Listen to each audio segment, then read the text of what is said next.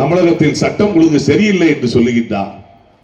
நான் கேட்கின்றேன், 13 பேர் இறந்த போது என்ன இப்படி தூத்துக்குடியில் ஸ்டெர்லைட் போராட்டத்தில் 13 பேர் இறந்திருக்கின்றார்கள் என்று சொன்னபோது எடப்பாடி பழனிசாமி சொன்னது என்ன? நான் பத்திரிகையில் பார்த்து தெரிந்து கொண்டேன் என்று சொன்னார்.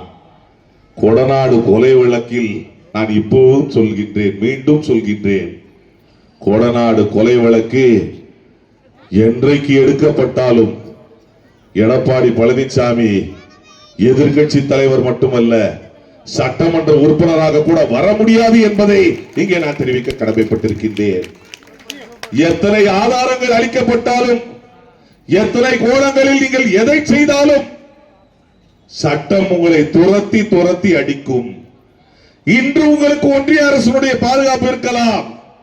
தேர்தலுக்கு பின்னால் பூவத்தூரில் உருவான அதிமுக பெறக்கூடிய சட்டமன்ற தொகுதிகள் எவ்வளவு என்று யூகித்து பார்த்தால் என்னுடைய யூகம் எல்லாம் 3வது இடம், ஒரு தொகுதி கூட அதிமுக பெறாது என்பதை இங்கே நான் தெரிவிக்க கடமைப்பட்டிருக்கின்றேன். காரணம், அதிமுகவை பாரதிய ஜனதா கட்சியினுடைய கிளை கழகமாக ஆக்கிவிட்டார்கள்.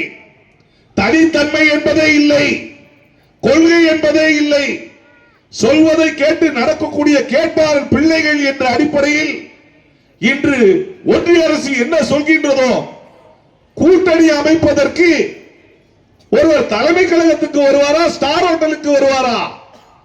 தலைமை கழகத்தில் அதிமுகவுக்கும் பாரதிய ஜனதா கட்சிக்கும் கூட்டணி ஏற்படவில்லை. இந்த அளவுதான் அவருடைய சுயமரியாதை. இன்று நம்முடைய கூட்டணி கட்சிகள் அறிவாலயத்துக்கு வந்து தலைவரை சந்தித்து கூட்டணி ஏற்படுகின்றது. இதுதான் திராவிட மாடல், இதுதான் நம்முடைய தளபதி, இதுதான் கொள்கை, இதுதான் சுயமரியாதை. சுயமரியாதையா இல்லாதவர்கள் என்ன செய்வார்கள் தெரியுமா? கூட்டணிக்கு வா என்றால் வருவார்கள், போ என்றால் போவார்கள்.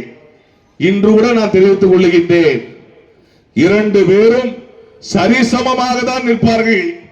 அப்பொழுது நீங்கள் எப்படி ஆட்சிக்கு வர முடியும்?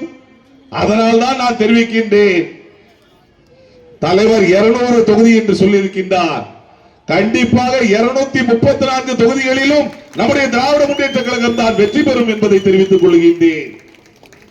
ஒன்றிய அரசு இன்றைய தினம் கூட்டணி அமைக்கும் பொழுது எடப்பாடி பழனிசாமி கூட்டணியிலிருந்து 2024ஆம் ஆண்டு கூட்டணியிலிருந்து வெளியே போகின்றார்.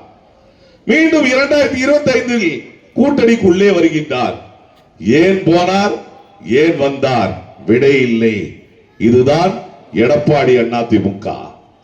இது அதிமுக என்ற இயக்கமில்லை, எடப்பாடி அதிமுக பிஜேபியினுடைய அடிமை.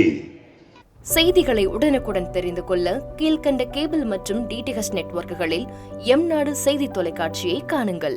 பாதகம் செய்பவரை கண்டால் நாம் பயம் கொள்ளலாகாது பாப்பா. மோதி மிதித்து விடு பாப்பா, அவர் முகத்தில் உமிழ்ந்து விடு பாப்பா.